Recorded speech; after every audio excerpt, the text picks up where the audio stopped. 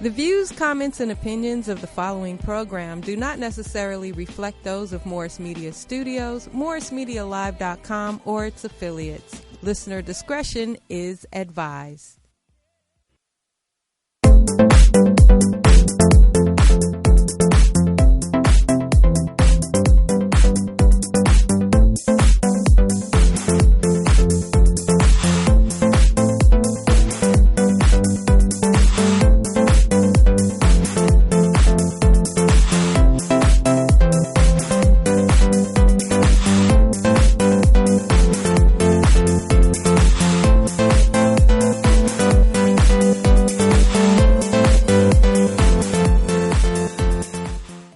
Welcome back to Health from the Inside Out, the show that asks the question, who better to take care of you than you? All right. I'm your host, Dr. Jason Kelberman, chiropractic kinesiologist, and my beautiful co-host, Dr. Suzanne Cutter, surgical oncologist. Hi. So you guys are going to have a very wide breadth opinion during this show, which is wonderful. You get to hear both ends of the stick for a change. And the truth is sometimes somewhere in the middle. Mm-hmm. All right. So we toyed a little bit last week with giving you tools for acid-alkaline balance, sugar control. We gave you some charts to work with. I hope you did. If not, please go ahead and email me at drkelberman, Kelberman, at wwc.care. Still and we available. Also want to know if you knew what a FODMAP was, right? We talked about FODMAPs. Yes, anybody who calls in with the answer to that will get Starbucks gift certificate. That sounds good. Okay. Caffeine up, everybody. Caffeine's good for you. It's the only legal performance-enhancing drug. Okay. Remember that. FODMAPs. Dr. Suzanne Cutter is at www.curetology, and I'm going to spell that because it's not an average word, Curetology, at 213-261-7100. And our office at Westside Wellness Center, 310-268-8008, and we'll show those again at the end of the show.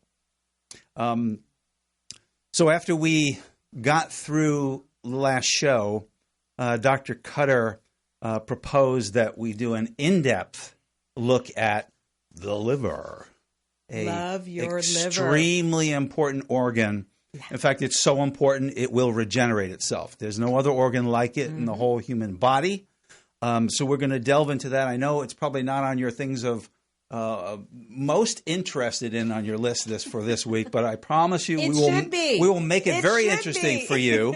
You will be shocked how interesting we make it, and you can email us and let us know how fantastic we were. Okay. So, Dr. Cutter, you want to lead us off this time? I would love to. You know, I find the liver fascinating, and it's not just because of the regeneration and all that. It has so many functions. So let's first talk about where it's located. We have a little image of that, and we'll try to bring it up at some point during the program, but your liver's kind of located over here on the right side, right? And it looks like a saddle, and it's sitting right under your diaphragm. And keep in mind, your diaphragm is that muscular structure that's kind of in like the McDonald's arch, okay, that allows you to breathe. But underneath the right side is the liver. Did you just plug McDonald's? Well, you were supposed to gloss on pie that, okay? You were supposed to... Okay. You weren't supposed to pick up on that. That wasn't on the good eating list that we gave them. But, they do have salads and fruit and things like that. So, you know what? You can but go nobody anywhere. Orders those. But you can go anywhere to eat and find something healthy. Keep that in mind. I tell that to everybody, all my patients and clients. You can go anywhere to eat and find something healthy. Okay. Here we go. So on the right side, there's the liver. So why is it such a big deal? Well, it helps with digestion, hormone balance, all of those things. So let's talk about a few of the different capabilities of the liver, and then we'll talk about some other things that are going on with it. But, first of all, the liver is a big filter, and so it removes, toxic items, things like that. I talk about this a lot with my patients because they're getting chemotherapy, systemic therapy, and that's what kind of scrubs the blood and filters those things out. It also prevents shortages of nutrients. So some nutrients are stored, especially the fat-soluble things, and so we know that it stores some of those minerals and nutrients. It also... Like vitamins A, D, E, and K? There you go, the acronym that we all learned in school. It produces most of the proteins that are needed in the body, the building blocks. Now, there's some essential amino acids, which are components of protein, that you have to take in. But by and large, the body kind of produces the rest, and that's where the liver comes in. Okay, and what do you need protein for? Check it out. Muscle, okay? Muscle, most of the functions in the body, all the things you do. And if you're losing weight, you really need protein, because protein allows you to build lean muscle, and that lean muscle is what keeps your metabolism going. So that's the value of protein for weight loss. And keep that in mind. Remember that the heart is a muscle. It is. So keep that in mind, because you don't often think of it that way, because we're so unconscious about some of the functions of our body, but you need to feed the organs as well as the muscles too. That is so true. Yeah. And, we think about people who are runners and things like that. That's why their heart rates are so low, because they work the heart so much that the heart becomes more efficient. Absolutely. Right, over time. Yep. And which is funny, though, because the brain is a lot of fat, right? But we'll talk about that later. Is it 80% fat? You need and that's why you do fat need to eat fat. and cholesterol, yeah. right? It goes yeah. into the brain. Yeah. Okay, it produces bile. Now, bile is what allows you to eat all the naughty things you like. The chicken wings, the pizza, things like that. All the fat. Bile is needed to digest the fat, right? And so what it does is that bile gets around the fat, it surrounds it, and allows it to go through the cell wall, because we are water beings. Our whole body is just in love with water. And so fat is kind of like it's necessary, but it's like a foreign substance for the cells. So somehow those items have to get into the cells, and that's what bile allows it to do in the digestive tract, okay? What else does it do? Only a few more. It produces the substances that regulate blood clotting. So that would be the factors that go into what we call the coagulation cascade. I'm not going to go through all that. Please don't. But suffice it to say, it's like, stop now, please. It's my job to audit you during this period.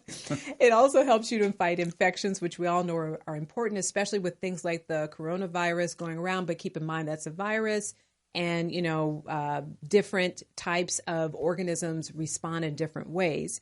And then finally, it helps to metabolize or break down nutrients from food. So all the carrier proteins, carrier molecules, things like that allow those food substances to be broken down. The liver provides that too. So busy organ. Okay. Busy organ, right? You bet. It's a real hard-working organ. I'm going to add a couple things, if you don't mind. Let's do it. I'll throw a few ideas out here, too, so we can go a little bit more. Because we're going to come across some things about how you feel physically, and some of these things may fit. So when we think of liver, we also think that there are 3 phases of detoxification that it goes through. Ooh, I love liver detox. This is one of my favorite topics. Everyone listen up. This is a good one. And so, the first job of the liver is to get all the nasty stuff, all the really toxic stuff. Get it out. It goes after that first. And the way it does that is it tries to break that down into a substance that it can excrete. So it tries to make everything, you talked about water, it tries to make everything water soluble. So all the fat soluble garbage that we eat, some of it's tasty, I know, but some of the garbage, which is not good for us, it tries to break that down. And it does that using certain nutrients. And at the moment, we're not going to go into that. But what I wanted to do was get you to the second phase of the detoxification, because the first phase can be pushed by things like coffee and alcohol. Yeah, that'll stimulate you.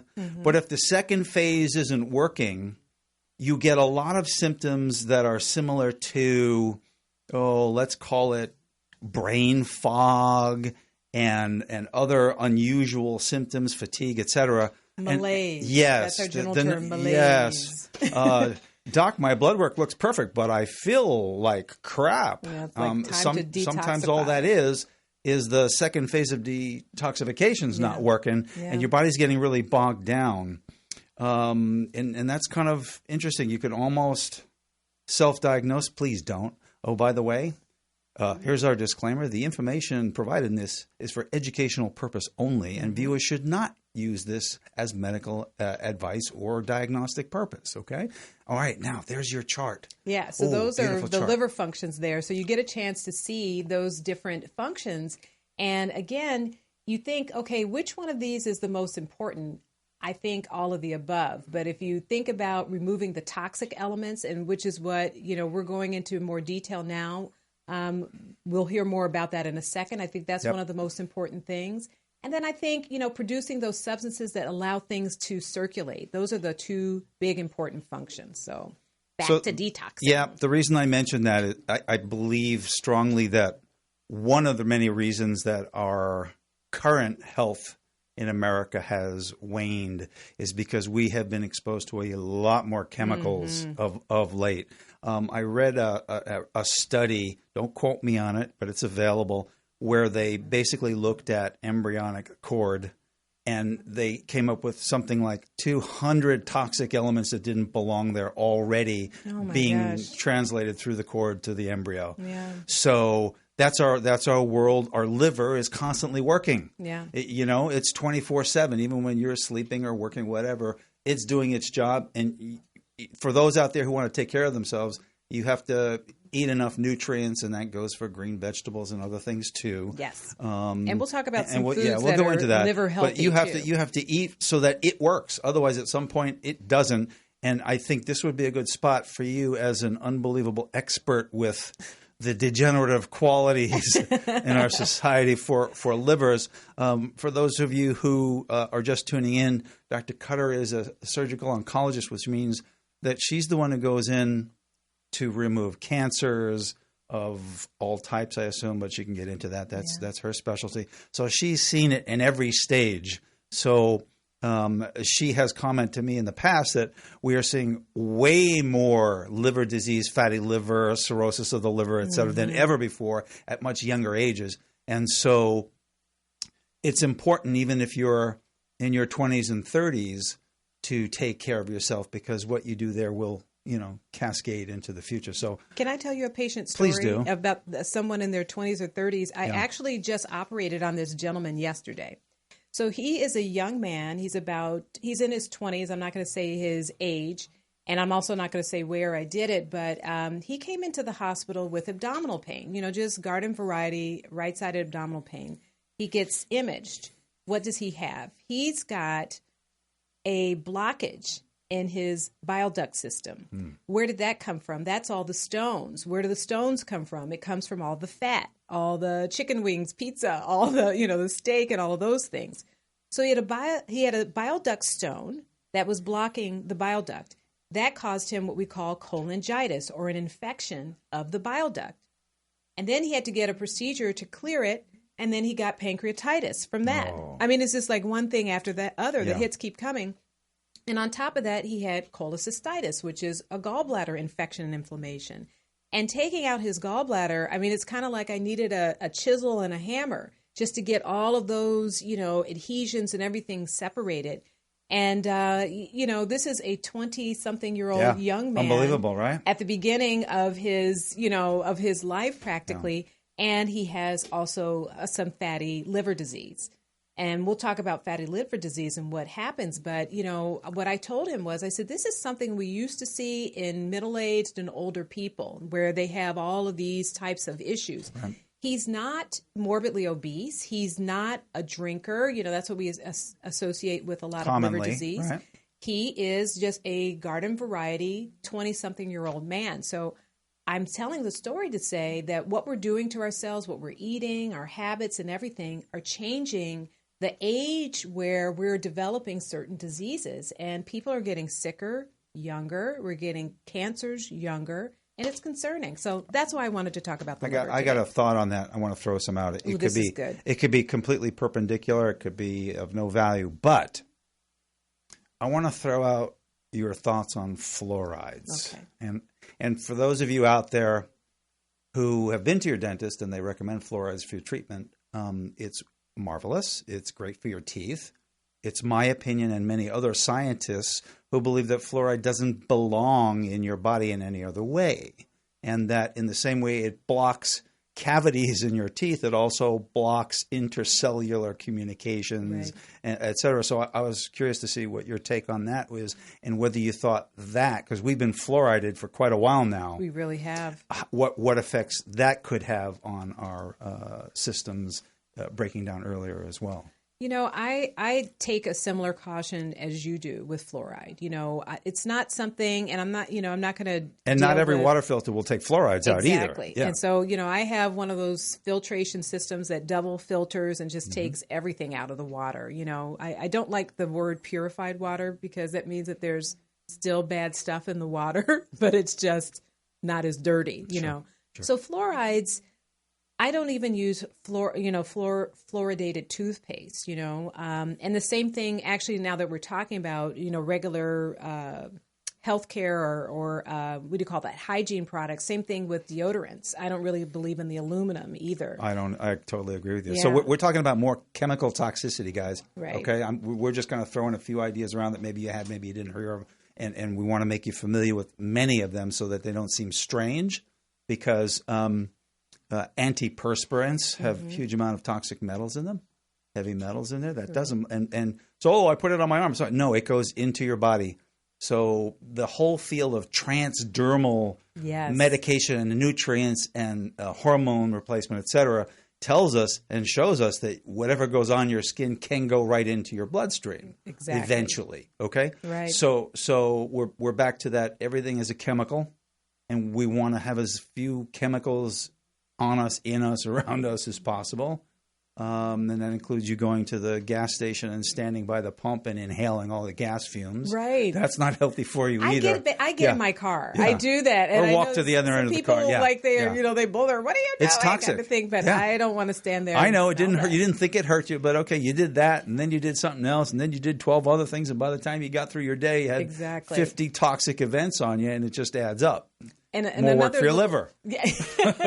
And another little surgery thing, since we're talking about things we breathe in, I mean, we operate on lungs a lot, and you go in and you look at lungs and you think, what is all that black stuff in there? Does this person have cancer or whatever? It's just breathing in. I saw a lung transplant surgery. Yeah. It was the most amazing thing I have ever seen in my whole life. To see a lung inflate.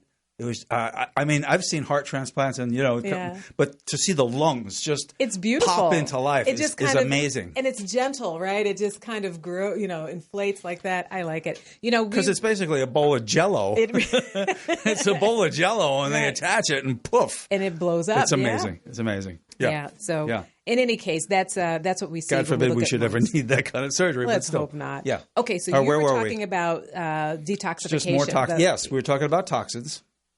And you were talking about the second phase. So then we got to fluorides. Then we talked about antiperspirants. Mm-hmm. So first of all, if you want to just make a start, instead of using antiperspirants, just use a deodorant. Okay, that's better. Mm-hmm. And then you can go from using a chemical deodorant to using a natural deodorant. They're out there. You need to find them. They don't all work. They don't. They don't all work. I recently discovered a brand called Freedom that's amazing.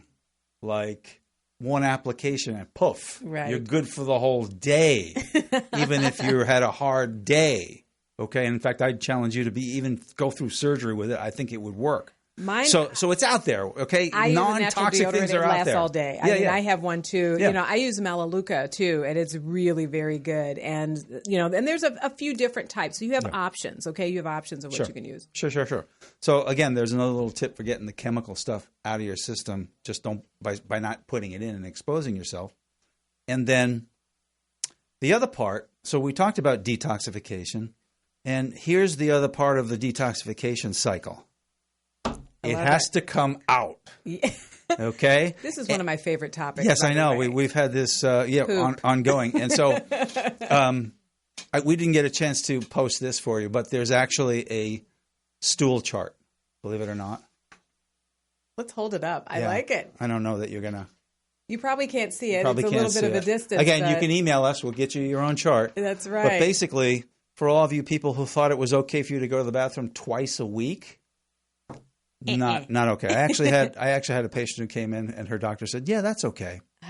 And I that's exactly what I did. I went, and then I said, chances are he didn't have a lot of nutritional training. Right. I'm sorry. And I know why that is said, because Yeah. normal, in this country actually is I think 3 to 5 days is the average. Can you believe that? No, I can't And that's believe because that. there's so many people who have trouble going. Yeah. And then Too we many have beef eaters. Exactly. But out Yeah. here in California, I don't think we have that trouble. No, right? but there's still a lot of it out there. No, But there is a lot of, there's a lot of issues. One of the questions I always ask every new patient Yeah. in my office, so I get an idea what that looks like. Yeah. So, so it's one thing to lower the intake, then it's another thing to feed your liver, and then the large intestine colon then has to get rid of it.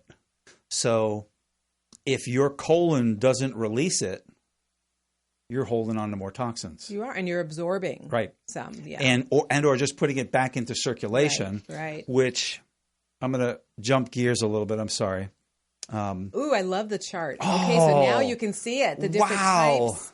This is The staff awesome. here is unbelievable, by the way. And- They just did that on the fly. I And don't you know might how be they did that. wondering- You might be wondering, well, how will I know about all this? Because you should Yes. look in the toilet every single time, right? Don't, every single Or time. every other time. Take a look But yeah. and then flush, okay? So Yeah. take it away. Let's go through the stool chart. So the range is, there's 7, apparently there are 7 types. See, this is how love unbelievably detailed we are about the human body. I love it. There are 7 types.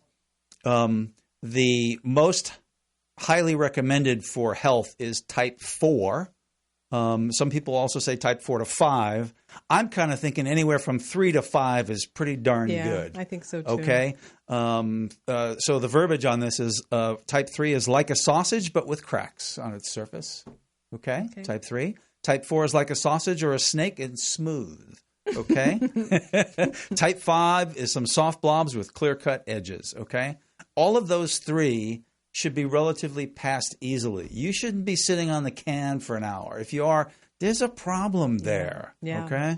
You know what one of yeah. my favorites is? You're going to laugh at me, but type 6, I kind of like type 6. Type 6 sometimes is a sign are that a you're little releasing compulsive fat. here. Okay. But you're releasing fat. Well, then the stool will float. Yes. Yeah. And so if you are trying to fat burn and things Yeah. like that, you're working out and everything, and you have this kind of type 6 mushy, floaty stool, that means that you're actually making some progress. So, when I'm going through weight loss phases and I'm working Okay. out hard and I see that, I'm like, score, like it's happening. Okay. So just keep in mind, it's not all bad, but you have to understand why each type is happening. Like what's going on with your body at that time that this is what you're seeing, A lot of people never look in the toilet. They don't. I It know. blows my mind. This I is ask my America. patients. We're just pretty staunch. I don't get it. I like, look at it. It's Yeah. yours. So I've done a fair amount, not a lot of acupunctural training. And, the Chinese, when they would treat the empress, they would get to look at her wrist through a curtain. Oh, right. 'Cause they could, yes. They would allow the acupuncturist to look at her tongue, and they would allow them to look at the stool. And that's it. And that's it. And Yeah. they would treat accordingly. I don't think that was the time when they were tasting urine, though, right? No. That was another phase, No. the Middle Ages Not- or something. not were that I'm tasting the aware, urine. but- we don't do that anymore. Yes. There's no more but everybody urine should tasting. know that urine is sterile. Indeed, it is. So that's why people who are stuck in very, very bad places can exist if they do that. They just recycle that a little bit. God forbid anybody in the audience ever needs to do that, but it's actually safe. But can I just do one caveat with that? Not tasty, but safe. It's sterile inside. Look, we're talking about urine and poop all in the same It show. always comes down to that when you're medical. What can I tell you? But it's sterile inside. Once it passes through the urethra and it hits the skin and everything around it, Then you can get some it picks other up the sloughing. bacteria. Yeah. So if you can find a way to get it out of there without Yeah. it touching, it's really sterile. But once it touches through, God help you, right? So we've come this far. Are we going to talk about how to wipe? Are we going to go there? I don't think there's anything wrong with it personally. Yeah. Women should wipe only in one direction. Indeed. Men have options. Men have options. Okay. It's an if you orifice do not issue. know what we just referred to, just email us. Okay, we're going to There go you go. past that. 2 orifices, 1 direction, 1 orifice, There you multiple go. options. There you go. Okay? It's the flip-flop. It's the opposite. Keep that in mind. So we didn't talk about what foods are good to help our liver and to help us detoxify. But you knew we would get there because I we knew like food. that you wanted to go there, and I was going to help you go there. So like I'm going to open the door there for you. Yay! All right. So there's a lot of really good foods that are helpful to the liver. And keep in mind, it's always trying to get your balance of fruits, vegetables, and protein. So spinach is great for the liver. So are things like blueberries and almonds. I actually like almonds. And you can actually have blueberries, almonds, and some oatmeal. You'll be happy because oatmeal is good for the liver as well. Yep. Can you believe it? Broccoli, one of my favorites. And by the way, if you make a green drink and you do your spinach, broccoli, and mix it all together, that's a delicious green drink. And those of you who have a morning habit will be happy to know that coffee is good for your liver. Absolutely. Believe it or not. Caffeine really is not the devil, okay? It's just really, what we put in the caffeine. It's the devil's assistant? Now, these are really good things that cleanse the liver, so check it out. So there's also carrots and beets. I'm going to tell you, when I was a kid, I did not like beets, but I learned to chop it up in salad, and it's actually pretty good. Apples, that's also good in a green drink. Cabbage, you can actually make a weight loss soup with cabbage. Cabbage soup, that is we'll lose wonderful. 10 pounds and quicker Tons than of vegetables and everything. That's delicious. Yep. Very little in the tomato department in there, but it's good. Avocados, we all like avocados in California. Cauliflower, which is the new white item. You can make riced cauliflower, mashed potato looking cauliflower, and actually there is we talked about this, new pizza with cauliflower crust in the flour, in the crust. Yep. And so it's a healthier pizza. Sure. So you've got some good options. For all you gluten-free people, that's the way to go. And you don't have to suffer. That's always what I tell my patients and clients. You do not have to suffer. Walnuts, in addition to your almonds. Walnuts are the best. Garlic, which, by the way, I went to a big box store recently and I got a huge gallon jug of garlic mints for $4.50. I'm telling you, it's a price performer. I got to jump in here, though. What? Because in prepping for the show, I came across one little unknown fact, and I was like, wow, I didn't know that before. Grapefruit?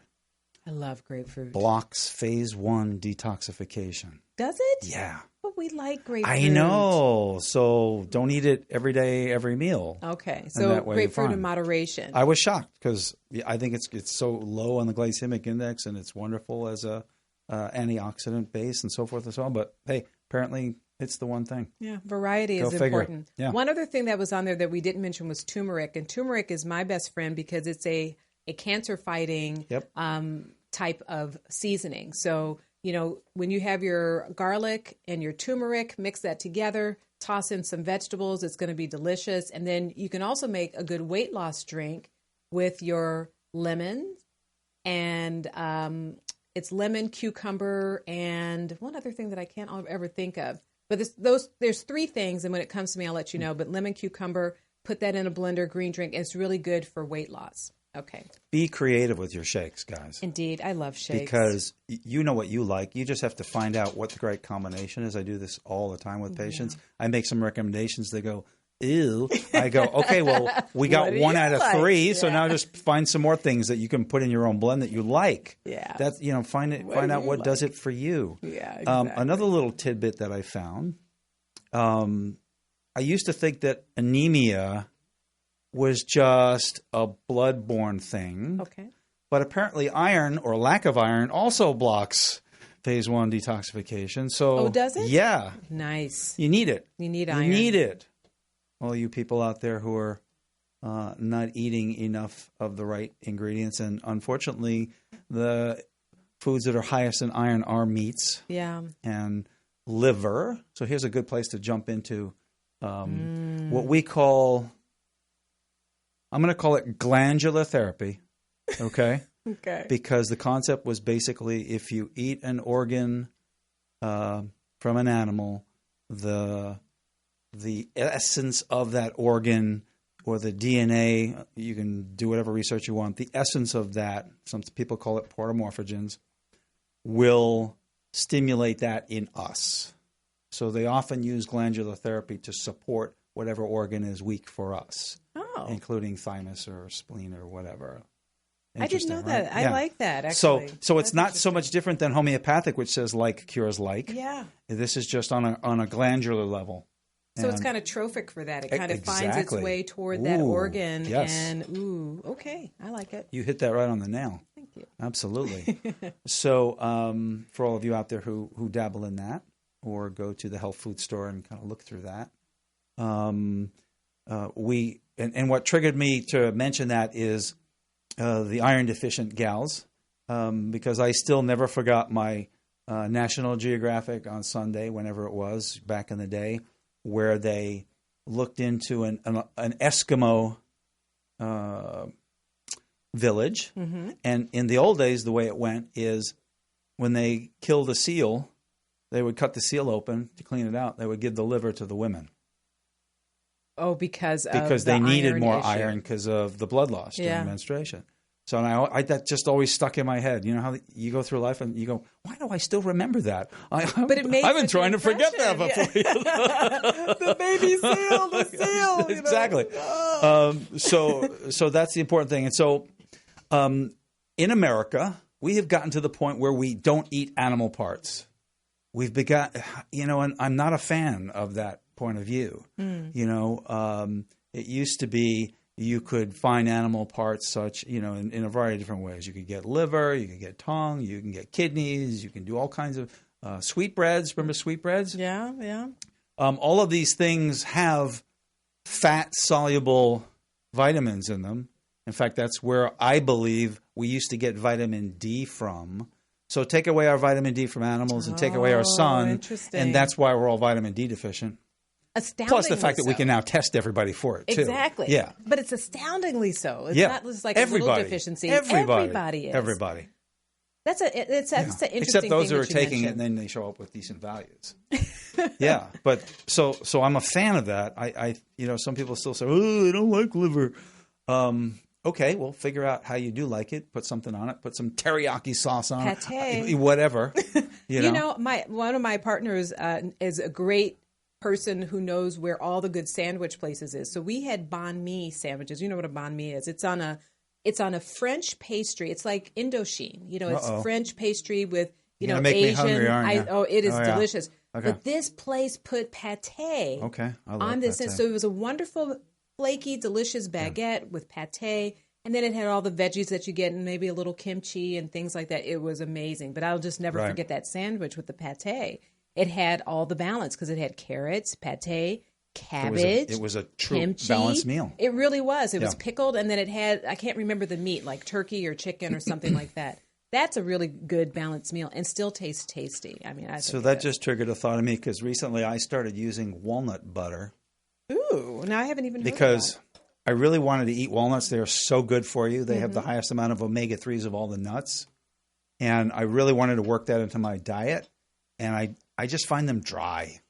Okay. You throw a nut and you just like get some water or something. So, but when you grind it up and you make it into a butter, all the oil is released and it's delicious. So I started using it on my sandwiches like that.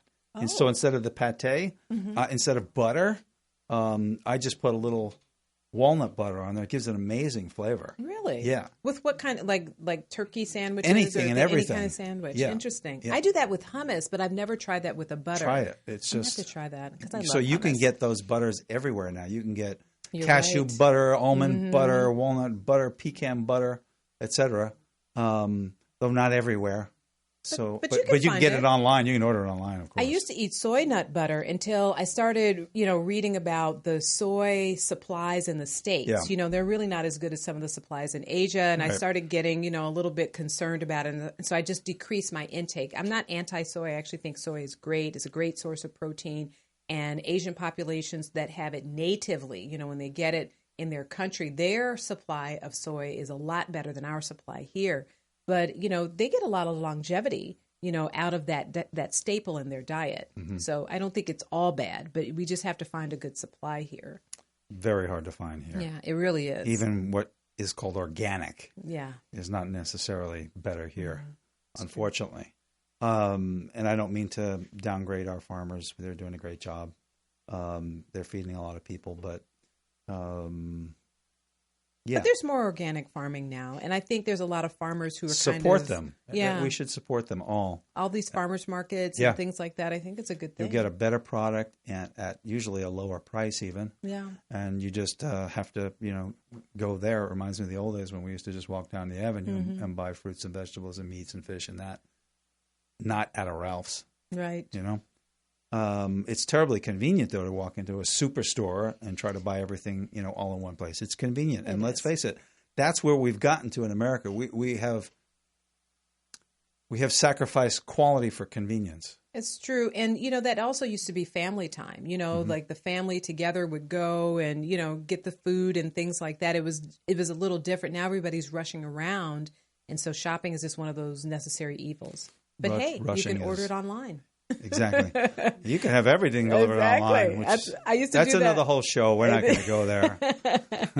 Again, it's terribly convenient. That's a good one. What you can order online. What you can't order, you can order a refrigerator online, for crying out loud. You can order a date online. Of course you can get everything, cars, a date, whatever you need. And they're watching you online too. They are. So that's another topic for the show. That has something to do with health. Only that there's a stress factor there. Yeah. There really is. And, it's stimulating to have your devices on near you. And I'm guilty of this sometimes, especially when I'm on call. I have the phone, right next to me and it's emitting whatever it's emitting. And I swear to you, I don't know if this is really true, but sometimes when I have my phone in my hand, I can feel the radiation. I mean, it's just my especially hand if it's transmitting at the moment. Yes, I can feel it. Or if it's searching for a signal, I think it's overly stimulated, and I can really feel in my hand. Sometimes I'm just like, I think I should put this down, because I don't want to, But the thought is that you're supposed to sleep with your devices about 6 feet from you to decrease that radiation and the other signaling and things like that. Here's another tip too: put it on airplane mode when you go to bed. But I need for it to ring. You mean like as in phone? Well, you're a specialist. Yeah. Yeah. When I'm on call. Yeah. When I'm on call. But for everybody else who's not on call. Yeah, put it in. They just put it on airplane mode and they can still use their alarm clock and everything else. That's true. Or do not disturb. That's another thing. Yeah. Do not disturb. But if you're within a 6-foot radius of a phone a lot, you will get more interference, and that does interfere with our ability to electrically communicate with our cells. Our electromagnetic field is affected, and that's not a good thing. And I wonder if that disturbs sleep too. It can, absolutely. And so there's all these functions that happen while we're sleeping, and if the cells are getting disturbed in that way, are we really getting the full benefit from sleep? I wonder. I went to an interesting lecture about that. Nice. And they basically developed equipment where they can test it all. Interesting. And they can plug into the outlets near you and your computer near you and so forth. And they often find that there are spikes of energy coming out of certain sources. And again, the more that, if your computer is like a foot away from you all night long, it's not a good. It's just it is not good. It's just not good. Yeah. Put it in sleep mode, or put it away. I used to sleep with the iPad and the phone next to me. Now I plug in, the bigger device elsewhere and have the phone next to me. That's it. Just because I have to take those calls. So okay, so all right, we got a little far afield on there. We did, but we're still talking about toxicity. Indeed. It's just a different type. Yes. Where that's electromagnetic toxicity. Yeah. where it's a broad topic and there's a lot to discuss about it. And one thing I do want to talk about at some point when you're done with your detox, because I think you have another phase with your detox, is I want to talk about the liver damage. Yeah. So after you get through Go. We're going to interrupt. Mind. Okay. It's on your mind. So, we also have a little diagram about liver damage. So let's just talk about that and what happens, because a lot of people think, well, what's the big deal if I eat a lot of food and I gain weight and I become obese? Like, what's the big deal? Well, I'm not even going to go through all the joint issues, which I know that we're going to talk about that at some point. Yes. We really need to have an obesity discussion and really talk about that, and even being overweight and what impact it has on your joints, your spinal column, and not to mention your metabolism, everything. But that's a separate topic. But let's talk about what fat does to the liver. So your liver starts out nice and beefy red and healthy and shiny and regenerating, very happy. Then you eat a bunch of my favorite pizza, chicken wings, and steak. I always say that to people. And so fat finds its way into the liver, and it just finds a little home. So then you're in the stage that we call hepatic steatosis, or just fatty liver. And that is actually reversible. You can actually get rid of that by changing your diet and changing your habits. But then as you continue, it begins to break down at a cellular level and at a structural level the way the liver is laid out. So we call that more steatohepatosis, or NASH, which is non-alcoholic steatohepatosis. Okay, stop. Okay. Because that just went over everybody's head. It's are we talking about cell death here in the liver, or what are we talking about? So what we're talking about here is a combination of things. So you've got fat that gets toxic, has a toxic impact on the liver. It breaks down cells and it begins to change the structure. So what you have is like an injury to what we call the parenchyma, or in other words, the smushy part of the liver. Say that injury, 5 times fast. Smushy part of the liver. It's smushy. It's yes, parenchyma. it is. And so the soft part, not the vessels and the tubules that are the bile ducts, but the soft part, as that gets damaged, it has to somehow regenerate. And it doesn't always regenerate in an organized manner when it's injured in this way. Now, it's one thing if you cut off a piece of the liver, it will regenerate. But it's another thing if you're ruining the structure of the liver, it has to remodel. It's a different process. It's not a scar tissue. It does become a scar tissue. It does become scar tissue. And so what happens is, if you think about how cirrhosis really develops and why it's such a bad thing, the healing of the scarring makes the liver, instead of like this free-flowing organ that communicates throughout, it becomes islands of tissue, right? It's all broken up by this scar tissue. So then what happens in the island has to somehow get out and get into circulation. So it requires a lot of energy and things in order for it to do that. And when it cannot do that, it ends up backing up all of your blood and everything. And so that's why those people have a lot of fluid in the belly. You've seen people with those big bellies who have cirrhosis, also fluid in the legs, because the blood can't return from the rest of the body and go up into the heart. So it kind of gets stuck. The liver becomes a dam in a way. Not a complete dam, but a partial dam, right? It's not doing its job any longer. It can't. Here's a thought. In our soft tissue, when we develop scar tissue, it's actually another whole topic, but I just want to try to make an analogy and drag some more information out of Dr. Cutter on this subject. That's a good one. In, let's say, a muscle or a fascia, when you have an injury and you do not use that muscle, it develops scar tissue. Yes. That's laid down randomly. Right. No longer in the same pattern, grain-wise, if you will, of the muscle. But if you exercise that muscle soon after the injury, it helps to remodel and reorganize those. So my question to you is, based on other scar tissue, what exercises can we do for our liver? One of the best exercises you can do is go through the process of the detoxification, what you're talking about, and really clearing the liver out. Because if you look at the diagram, you can see that evolution where you've got the fatty deposition, right? You've got a healthy liver, you get a little fat in the liver, and the liver can handle it. It's like, okay, I can deal with this. But then it starts to turn into the fibrosis, and that's the part where you've got some injury, and it can be partially reversed, but not completely, right? But once you cross over into cirrhosis, you can see in that diagram how there's all these little bubbles. Those are like little islands of independently functioning liver tissue. It's not even so much just the tissue itself, it's the fact that it can't communicate. Sure. So what can you do to reverse in that process is your diet, the detoxification, plenty of water, cutting down on the fats, eating the foods that are great for the liver. Should we talk about good fat versus bad fat? We can talk about good fat versus bad fat. Let's do that. But that's a good point. So that answers the question. There you go. I have a generic answer for that. Okay? And don't get mad at me, all of you out there who are huge meat eaters. But good fat comes from things that grow in the ground. And bad fat comes from animals. Period. Right. Okay? I know there are exceptions. But as a general rule, that's the way the body is.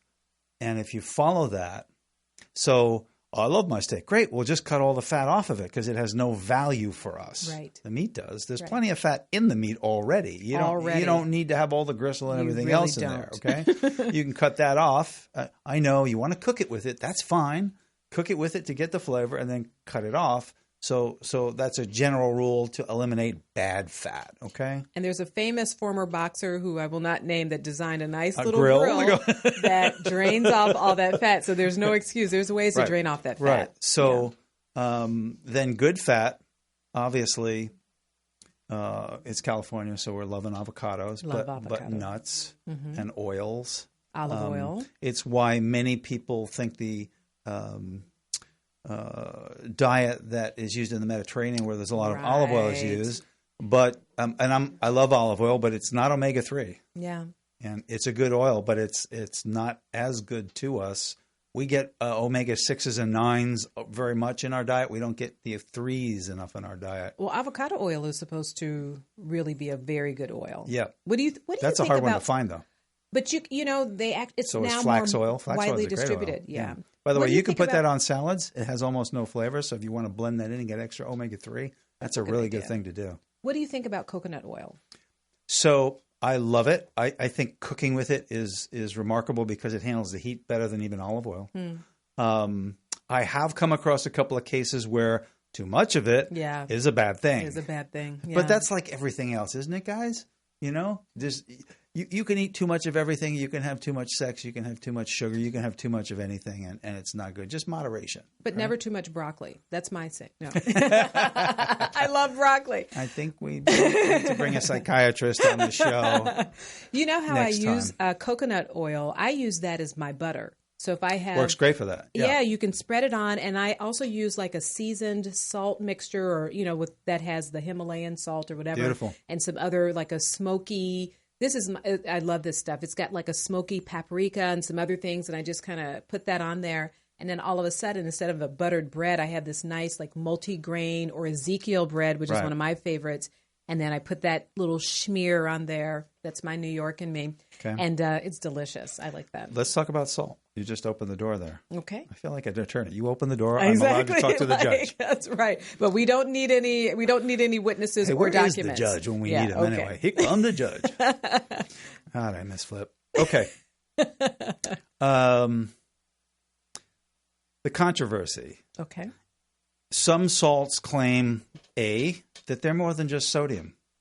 For example, the Himalayan salt, the Klima salt, or anything that comes from an ancient seabed. Yeah. Why do they think that? Because the ancient seabeds didn't have our chemicals and plastics in them.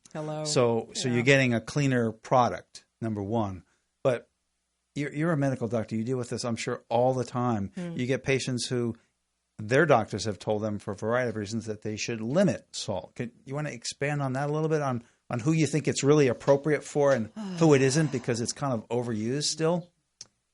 Sodium is... Don't you love when I put you on the spot? I know. And, sodium is such a controversy. And I think you're right. A lot of people do get that advice to limit their salt.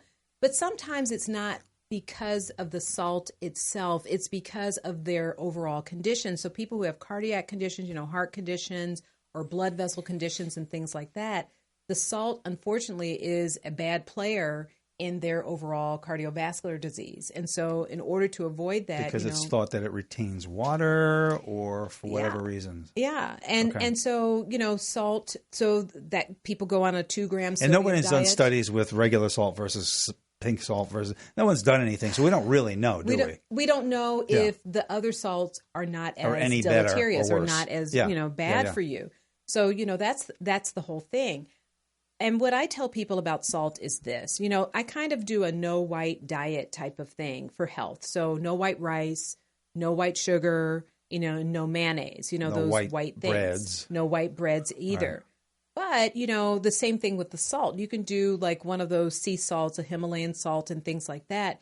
But where people go wrong with salt, I feel, is they add it to everything, right? You can't sit down to a meal without and eat it on without just putting it on. And I have people like that in my family. I'm not going to name you, but you know who you are. I do know. Who sit down and, before we even start the meal, there's like salt going in and everything. It's like, how do you know you need that salt until you've tasted your food? Do you think there's a difference between cooking it in versus adding it on top? Yes. And so when you cook it in, you usually use it changes less. Its nature, yeah. Yeah, and it also changes the nature, and it gets more broadly distributed. So I don't think it's as bad as adding that, crunch of salt at the end. And notice I do the grinder because I have all of my seasonings basically are in grinders, my salt blends and things like that. Because are those battery operated? Or they are not. I have to, strengthening your But wrists. that's what I do. It's good for my muscles here. You didn't know they had battery operated grinders now, huh? Oh, come on. Can't we just grind something? I mean, come on. Same thing with the little grinder for the Parmesan we're Americans. cheese. We get lazy. Oh, my goodness. We want it easy. I can't be bothered with grinding Could you put that salt on for me, please? Exactly. I have a salt maid, Okay. So there's a few takes on good salt versus bad salt. So the bottom line is if your doctor has recommended you limit, you should listen to them. I do want to talk about another topic that has to do with the liver. And so we can't go too much in depth with this. So if you don't mind, I want to talk a little bit about hepatitis. Hepatitis is one of those silent diseases, a silent killer that's kind of lurking in the background of almost everything that we do. And there's kind of 4 or 5 basic types of hepatitis to know about. And I'm not going to go through all of those in detail, but just suffice it to say, I know you're like, I was waiting with bated breath. I was going to take notes. But suffices to say, you get different types of hepatitis with different types of activities. Some come from food, like hepatitis A. Others are a big risk for healthcare workers like myself. I have to have, the vaccination for hepatitis B. There's hepatitis C, which before was not curable. Now there's a medication out. But if you are having... Have you seen people using it? What do you think? It works. Nice. It actually works. However, just like side effects anything else, well, everything has some side effects, but they're relatively minor. But you can't have an active infection with that or another hepatitis type. So they kind of test you for all the hepatitis viruses, make sure that you're just focally hepatitis C. You get treatment for about 6 months. And people actually do pretty well with that. So now we can cure that. There are many ways to get hepatitis. You want to talk about that? Well, I was trying to intimate hepatitis A from food. We don't intimate. We just go for it. We just go for it, right? Sex is a way. Which type would you get that way? Hepatitis B, C comes through, sexual contact. And actually, there's bloodborne hepatitis. And so if you have a patient, in my situation, if you have a patient with both hepatitis and HIV, and you have a hollow core needle, you're more likely to get the hepatitis than you are the HIV, which is interesting. It's more dangerous. And it's more insidious. And that's why she wants to bring it to your attention today. I do. Talk a little bit about it. Yeah. Because people have it and they live with it for years because there are types of hepatitis that lay dormant for years and years and years. And then one day you start turning yellow, your eyes turn yellow, your skin turns yellow. That's called jaundice. And it's a sign that you have some type of blockage in your liver that's causing the bile, the bilirubin, to back up. And so it's going into your bloodstream and into your skin. So just keep that in mind. So that's why I wanted to mention the hepatitis varieties so that you know what's going on and be careful about your sexual contacts, who you eat after. That's another thing, and where you're getting your food, and then getting in contact with needles and things like that, especially if somebody in your household is a diabetic or what have you. And of course, we know by now, don't share needles, please. Go to, those of you who have habits and things like that. I mean, there's ways to do clean things, clean things. I had 4 other tangents that just triggered, and I'm not going there because we're going to run out of time. So I wanted to make sure we focused and kind of, because I was thinking that you just kind of reached into the immune system quite a bit there. No, I love the immune. Let's do a show on that. Yeah, we should, because you just talked system. about things that lay dormant in the body, and a lot of immune things do. They do. Yeah. So that'll be another show. Yeah, we're going to do immune just system. So you know, we're on Fridays at 6:30 twice a month. Mm-hmm. And stay tuned. Each show will be different, unique, and worth listening to and or taking notes for. And where else would you get the Bristol poop chart? Come on. You've never seen that anywhere on any show ever. Know your poop. So we're going to be using poop emojis now, right? Right. Oh. I think I've seen that somewhere. Phase 3. So let's go to just wrap it up in the few minutes that we have left into phase 3, which is all about transport, and it's basically back to your colon, et cetera. But there are other factors here, and hydration is one, kidney function is another. And so we were talking about salts. And one of the biggest things that I see is that when we're under a great deal of stress, our little adrenal glands, which are our number one organ that kicks in, produces cortisol. It has a propensity for us to pee off minerals. And so not just the water. Okay, water is great for hydration, but so are minerals. And so I always think about salt and how it might be appropriate or inappropriate for that person.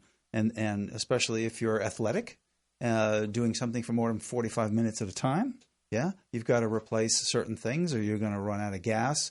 You're going to run out of minerals. You're going to run out of water. So you have to replenish as you go, or you're going to hit that wall, that famous wall that all the athletes talk about to prepare for whatever pain or immobility is going to come. And each sport's a little bit different. You know who you are. Running is one thing. Basketball is another. And here in Los Angeles, all of our hearts, I just have to say a little word about God bless Kobe Bryant and his family and everybody else who's involved with that. And everybody else on the helicopter. Absolutely. And, that was a shocker for all of us here. Yeah. We so rarely have that kind of accident. I'm sure we'll hear all about the whys, but it's just a tragedy. It really is, and I don't want to end the show on a note like that. Yeah. So we'll pump it back up again. But I just wanted to acknowledge everybody out there who's feeling that. Right. Some of the nurses in the hospital. This was like Laker jersey day, and so they had like Laker scrubs on. Wow. It was pretty cool, and just to commemorate and everything. And you notice the city buses have a little message on there too.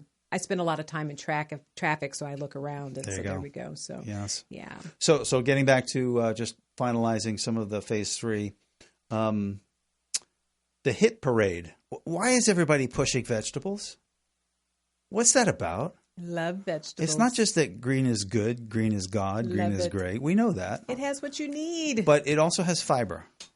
Indeed, that too. And if you look back at the origins of man, we started eating very crude, fibrous vegetables. And boy, were those colons clean. I'll bet. They didn't need colonoscopies. No colonoscopies needed. No, exactly. Of course, they also never lived old enough to... Oh, that's beside the point. They never lived past 30, but Another story. But that's one of the... So when patients come in, and for you out there, if you're on the toilet, for more than 5 minutes, or if you only go twice a week, the hit parade is water, fiber, oil, magnesium, and the opposite is lower your beef, yogurt, cheese, white bread, okay? Right. So basically everybody pushes vegetables because they have many things, including vitamins and minerals.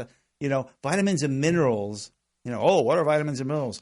Well, they just make every chemical equation in your body happen. Mm-hmm. Without them, nothing happens. Okay? That's actually a really good way of saying that. Every chemical equation in the body, because that's what the body is a series of equations. Exactly. And so you need these building blocks like zinc and things like that go in. They're catalysts. They make things go forward. And if you don't have them, things just stop. And we oversimplify things. Magnesium's good for your bowel. Oh, if you're cramping, it's good for, Right. But the reality is, I feel magnesium is the number one deficient mineral in America across the board. And it's in tons of chemical equations that your body has to do all the time, including your liver detoxification. And if you're low in mag, then you're going to be low in potassium. You cannot replete potassium without magnesium. There you go. Yeah. And now you're in a world of cramp. There you go. So, cramping, for all you people out there go, damn, I'm cramping all the time. Hello. I just bend my toes and I get a cramp. That's almost always a mineral deficiency or a lack of absorption or some imbalance involving minerals. Interesting. Okay. Not 100% of the time. On 1 in 1,000, it's calcium, but pretty much it's magnesium and potassium for cramping. Okay, so we're going to have to talk about minerals and vitamins on another show. Yeah. We're getting down to it. So This was fun for me. I know we included the poop chart. I love the liver and I love the poop. I got your number now. Oh my gosh, I was just at a party and we talked about poop and somebody near is me and another physician. And the other person's like, why are you guys talking about that? Like, we love it, So we're getting at that point where I have to remind you that Dr. Suzanne Cutter is a surgical oncologist, can be reached at 213-261-7100, www.curetology. It's a great name. Westside Wellness Center, Dr. Kelberman at wwc.care, 310-268-8008. And we are at that point where I hope you enjoyed our show this evening. I hope we didn't offend anybody. God bless everybody in Los Angeles, and we'll see you in 2 weeks. See you.